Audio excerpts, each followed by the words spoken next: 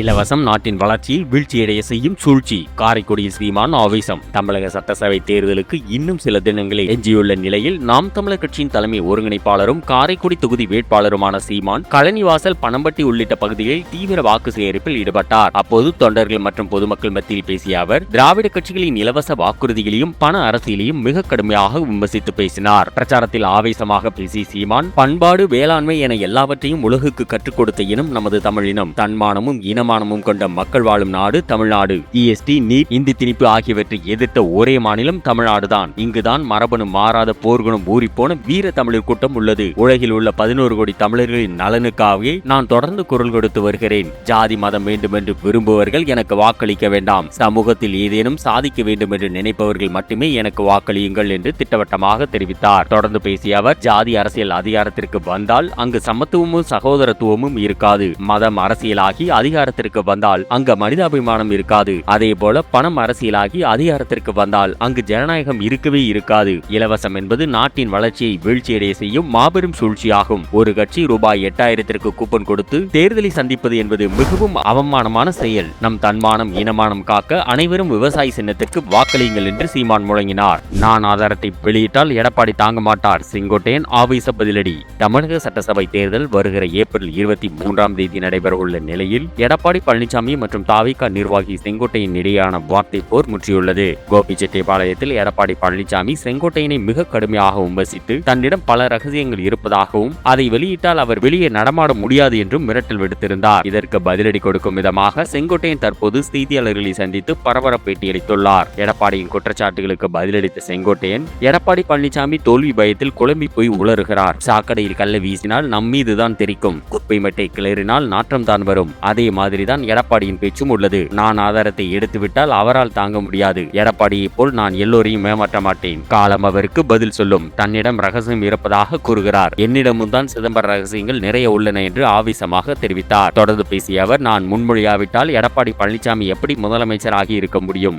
என்னுடன் 64 எம்எல்ஏக்கள் இருந்தனர். நான் தான் அவரை முதலமைச்சராக்கினேன். 2009 ஜெயலலிதாவால் கட்சியை விட்டு நீக்கப்பட்ட எடப்பாடியை நான் தான் மீண்டும் அழைத்து சென்று வாரிய பதவி வாங்கி கொடுத்தேன். அவர்தான் எனக்கு பதவி கொடுத்தார் என்று சொல்வது முழு பொய். மக்கள் தெளிவாக இருக்கிறார்கள். தாவிக தலைவர் விஜய் தான் அடுத்த முதலமைச்சராக வருவார் என்று செங்கோட்டையன் திட்டவட்டமாக கூறியுள்ளார். விஜய் எங்கே போய் பார்ப்பீர்கள்? பெரம்பூரில் களமிறங்கி விஜய் விழுத்து வாங்கிய சத்யராஜ். தமிழக சட்டசபை தேர்தலுக்கு இன்னும் சில தினங்களே எஞ்சியுள்ள நிலையில் அரசியல் களம் அனல் பறந்து வருகிறது. தாவிக தலைவர் விஜய் போட்டியிடும் சென்னை பெரம்பூர் தொகுதியில் திமுக வேட்பாளர் ஆர் டி சேகரை ஆதரித்து பிரபல நடிகர் சத்யராஜ் தீவிர பிரச்சாரம் மேற்கொண்டார். அப்போது அவர் விஜயின் அரசியல் பேச்சுகளையும் அவரது அணுகுமுறைகளையும் மிக கடுமையாக விமர்சித்து பேசினார். தொண்டர்கள் மத்தியில் ஆவேசமாக பேசிய சத்யராஜ் விஜய் தனது கொள்கை தலைவர்களாக அம்பேத்கர், பெரியாரை கூறிய போது மிகவும் சந்தோஷமாக இருந்தது. ஆனால் பேச பேச தமிழ்நாட்டின் முதலமைச்சர் மீது துளியும் மரியாதை இல்லாமல் ஸ்டாலின் எங்கள் என்று பேசுகிறார். எல்லோரையும் மரியாதையாக பேசும் விஜய் ஏன் இப்படி பேசுகிறார் என தோன்றியது. தலைவா படம் வந்தபோது ஏற்பட்ட பிரச்சனையின் காரணமாக கொடநாடு சென்று ஜெயலலிதாவை சந்தித்த விஜய் என் படத்தை எப்படியாவது ரிலீஸ் பண்ணி விடுங்கம்மா என்று கெஞ்சி பேசினார் இல்லையா?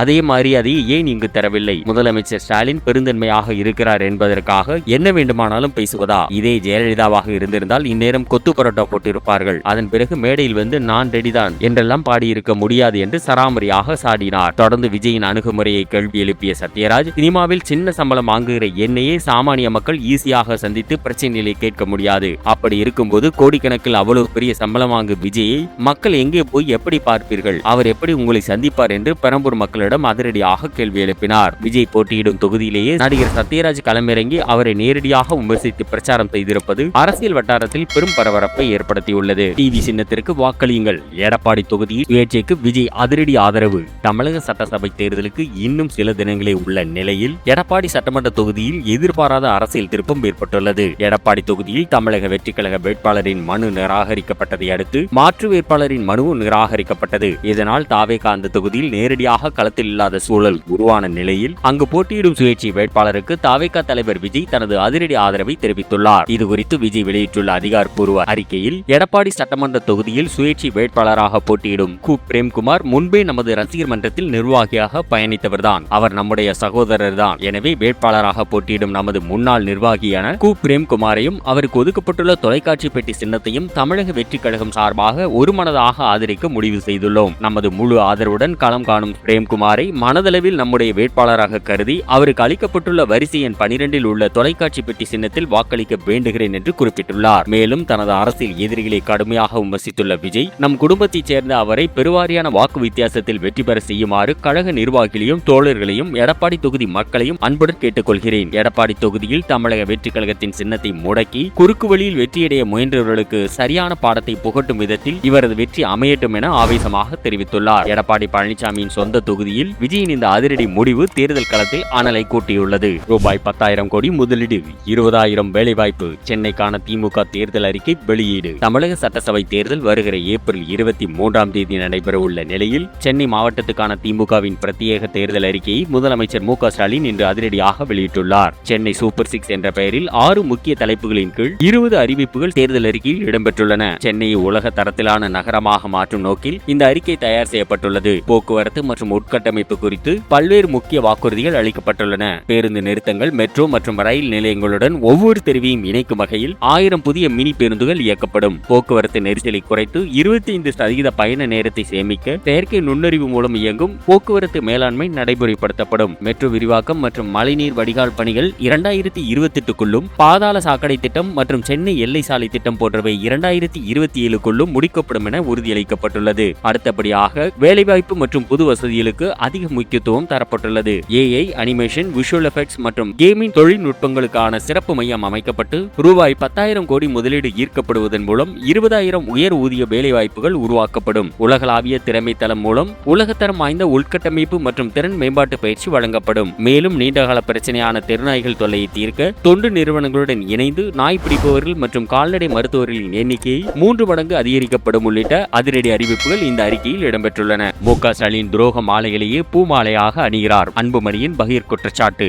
தமிழக சட்டசபை தேர்தலுக்கு இன்னும் சில நாட்களே உள்ள நிலையில் அரசியல் களம் அனல் பறந்து வருகிறது. நாடாளுமன்றத்தில் சமீபத்தில் தோல்வியடைந்த மகளிர் இடஒதுக்கீடு மற்றும் தொகுதி மறுவரையறை மசோதா விவகாரம் குறித்து பாமக தலைவர் அன்புமணி ராமதாஸ் முதலமைச்சர் மு க ஸ்டாலினை கடுமையாக விமர்சித்து அறிக்கை வெளியிட்டுள்ளார். அவர் வெளியிட்டுள்ள அறிக்கையில் நாடாளுமன்றம் மற்றும் சட்டப்பேரவைகளில் பெண்களுக்கு 33% இடஒதுக்கீடு கிடைப்பதற்கான வாய்ப்பை தட்டிப்பறித்த திமுக தலைவர் மு க ஸ்டாலின் அதை தனது பெருமையாக கூறிக்கொண்டு தன்னைத்தானே பாராட்டிக் கொள்கிறார். எட்டப்பர்களை விஞ்சும் அளவுக்கு துரோகங்களை செய்துவிட்டு வீரபாண்டிய கட்டபொம்மன் பெற்ற வெற்றியை போல காட்டிக்கொள்வது ஸ்டாலினுக்கு மட்டுமே கைவந்த கலை. மாய உலகத்திலிருந்து இறங்கி வாருங்கள் ஸ்டாலின் அவர்களே. நீங்கள் மகளிருக்கு நன்மை செய்யவில்லை, மன்னிக்க முடியாத பெரும் துரோகத்தை செய்திருக்கிறீர்கள். துரோக மாலைகளை பூமாலையாக சூடிக்கொள்வதால் நீங்கள் செய்த பாவம் புண்ணியமாகிவிடாது என்று ஆவேசமாக குறிப்பிட்டுள்ளார். மேலும் பெண்களின் பாதுகாப்பு குறித்து கேள்வி எழுப்பியுள்ள அவர் திமுகவும் மு க ஸ்டாலினும் எந்த காலத்திலும் பெண்களை உணர்வுள்ள உயிராக மதித்ததே இல்லை. மது மற்றும் கஞ்சா போதையை கட்டுப்படுத்த முடியாத கையாளாகாத அரசால் கடந்த 5 ஆண்டுகளில் மட்டும் பெண்களுக்கு எதிராக 44,418 குற்றங்களும், குழந்தைகளுக்கு எதிராக 62,489 குற்றங்களும் நடைபெற்றுள்ளன.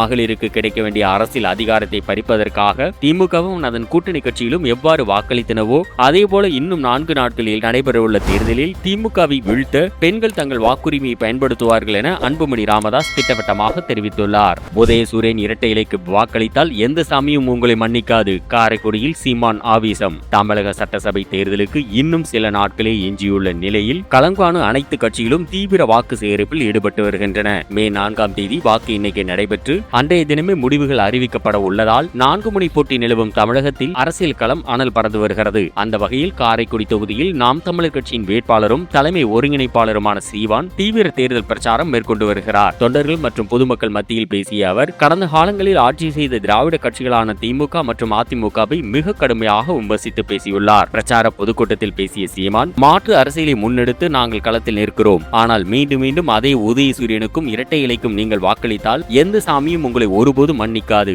இந்த மண், மொழி, மக்கள் நலனுக்காக உங்களிலிருந்து உங்களுக்காக வந்து இந்த சமூகத்தை முற்றிலுமாக மாற்றியமைக்க வந்த புரட்சியாளன் தான் இந்த சீமான். நாம் தமிழர் கட்சி எதையும் இலவசமாக கொடுத்து வாக்குகளை பெற நினைக்கவில்லை. உண்மையான வளர்ச்சியை நம்பி நிற்கிறோம் என்று தெரிவித்துள்ளார். தொடர்ந்து பேசிய அவர் பல்வேறு நெருக்கடிகள் வந்தாலும் நாங்கள் எங்கள் லட்சியத்திலிருந்து பின்வாங்க மாட்டோம். நாங்கள் வெற்றியை அடையும் வரை ஒருபோதும் ஓய மாட்டோம். தொடர்ச்சியாக மக்களுக்காக களத்தில் நின்று போராடுவோம். ஊழல் மற்றும் லஞ்சமற்ற நேர்மையான அரசியலை தமிழகத்தில் அதிகாரத்தில் நிலைநிறுத்த ஒட்டுமொத்த மக்களும் ஒன்றிணைந்து உழவனின் அடையாளமான நமது விவசாயி சின்னத்தில் எனக்கு வாக்களித்து மாபெரும் வெற்றி பெறச் செய்யுங்கள் என்று சீமான் உணர்ச்சிகரமாக பேசியுள்ளார். பீர் பாட்டிலில் தாவேகா வேட்பாளர் படம் தேனியில் பெரும் பரபரப்பு. போலீசில் புகார் அளித்த தாவேகாவினர். தமிழக சட்டசபை தேர்தல் வருகிற ஏப்ரல் 23 நடைபெறவுள்ள நிலையில் அரசியல் களத்தில் பல்வேறு சுவாரஸ்யமான மற்றும் பரபரப்பான சம்பவங்கள் அரங்கேறி வருகின்றன. தேனி மாவட்டம் பெரியகுளம் சட்டமன்ற தொகுதியில் தமிழக வெற்றி கழகத்தின் சார்பில் சபரி ஐங்கரன் வேட்பாளராக களமிறங்கி தீவிர வாக்கு சேகரிப்பில் ஈடுபட்டு வருகிறார். இந்த நிலையில் சமூக வலைதளங்களில் புகைப்படம் ஒன்று வெளியாகி பெரும் பரபரப்பை ஏற்படுத்தியுள்ளது.